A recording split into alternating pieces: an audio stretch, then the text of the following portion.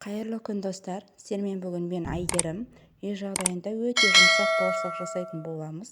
Бір жасағаннан желініп кететін бауырсақтардың бірі. Ол үшін ең алдыменен бізге ыдысымызға сүтіміз міндетті түрде ыстық болуы қажет. Және де сары майымызды бөлме температурасына тұрған.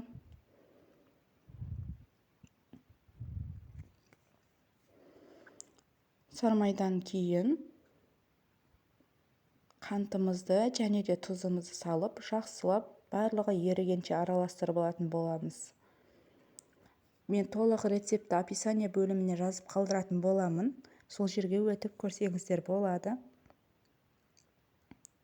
Барлығын жақсылап біркелкі етіп араластырып аламыз. Араластырып болғаннан кейін үстіне салқын суымызды құямыз.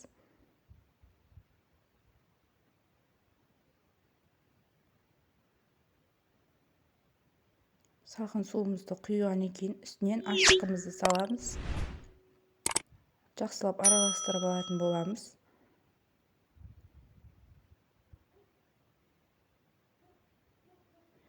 Үнерлештен өткізілген ұнымызды қосып, ең алдымен лопатаның көмегімен, одан кейін қолдың көмегімен қамыр илейтін боламыз. Қамырымыз жұмсақ, әдемі болып үйлену қажет.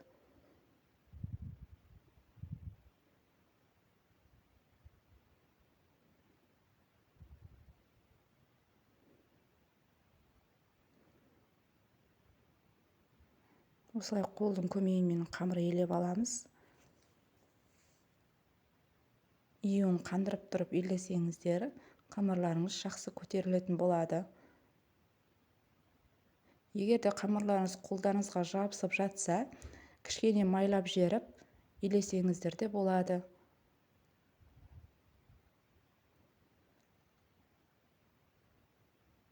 Бетін жауып 1 сағатқа қойып қоямыз. 1 сағаттан кейін көтерілді. Көтерілген қамырымызды бөліктерге бөліп алатын боламыз. Мен 2 бөлікке бөліп жасадым. Қалған 1 бөлігін нанымызға алып қойдым.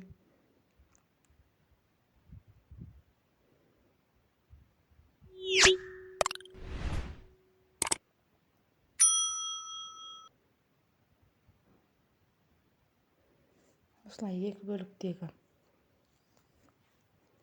қамырымызды 1 бөлігін жайып алатын боламыз.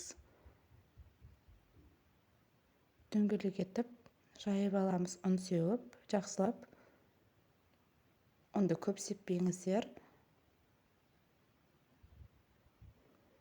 Осылай қолмен жайып алып, кесіп шығатын боламыз.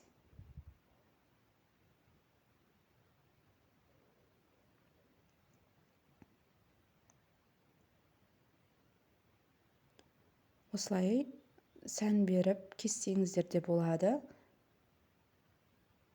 Немесе пышақтың көмегімен кессеңіздер де бола береді.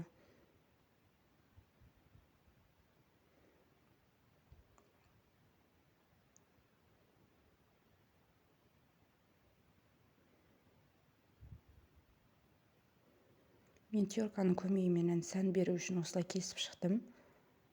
Шет-шетін барлығын.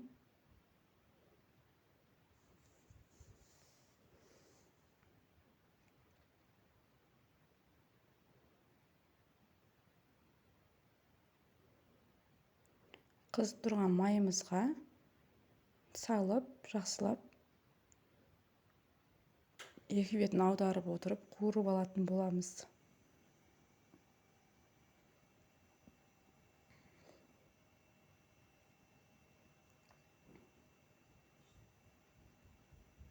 Осылай қып-қызыл етіп қуырып алып,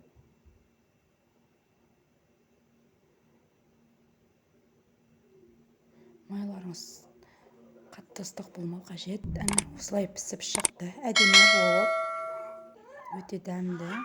Менімен бірге болғандарыңыз үшін рахмет.